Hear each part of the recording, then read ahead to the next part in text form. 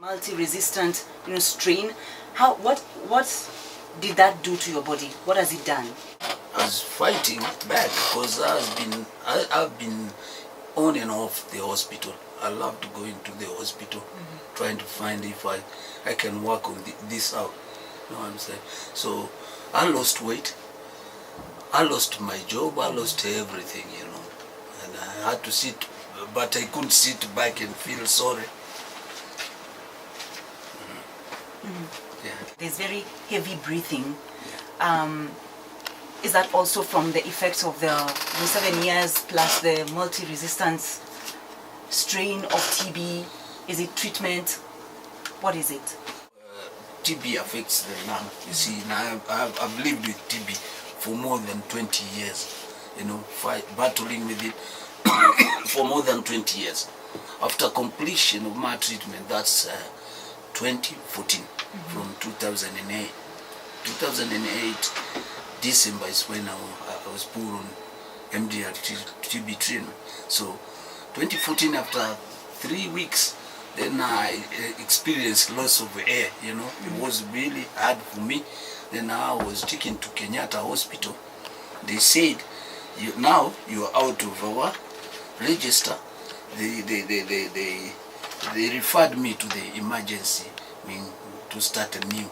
You understand? So when I did some CT scans, etc., they showed that I have a collapsed lung with fibrosis. So I'm living with 87% of the left lung.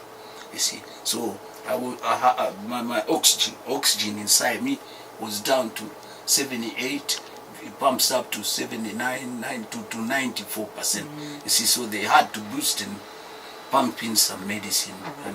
So right now I'm using an oxygen concentrator, a portable one, which I can charge, which was delivered to me by Evelyn through Amref. You said compressor? Concentrator. Concentrator. Yes. Portable, yeah, that you have to have with you everywhere you go. Wherever I'm going, 2 hours only. I don't want to get addicted to it. So the one lung completely collapsed, and the other one has 87% functionality. Yeah. I'm a little lost here because Daktari says that TB treatment is free. But she talked about figures like 145,000 shillings that an individual spends, 26,000 shillings. So how free is this? He talked about having visited hospitals like about 7 years before they finally diagnosed that it was TB. That means all that time he was spending money. By the time somebody has been diagnosed for TB, they will have gone for different diagnoses. They will have gone to hospitals, several hospitals, especially private. They are spending money. And then there is that what we call out of non-medical related costs, the transport, the food.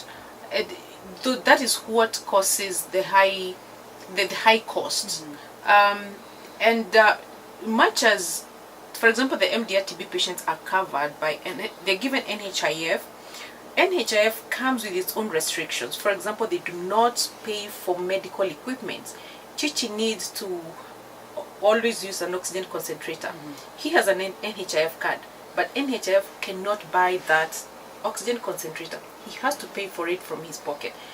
One of the side effects of drug-resistant TB is loss of hearing.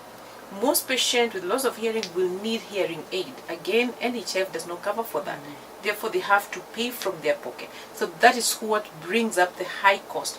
And management of side effects of drug-resistant TB or even TB that are not related to TB, like they're not TB, but they're just side effects, and they have to be paid for. Okay. Challenges in the fight against TB. Was that something you experienced? What are the specific incidents, if you did?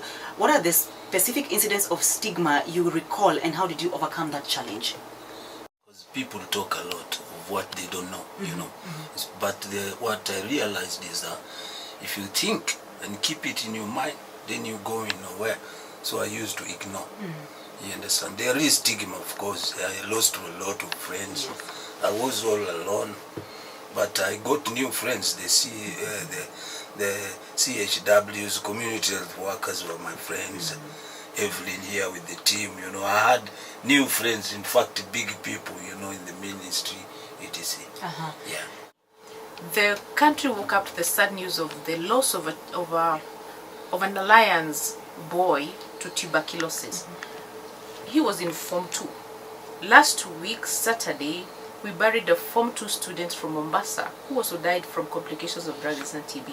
So why are we having this problem?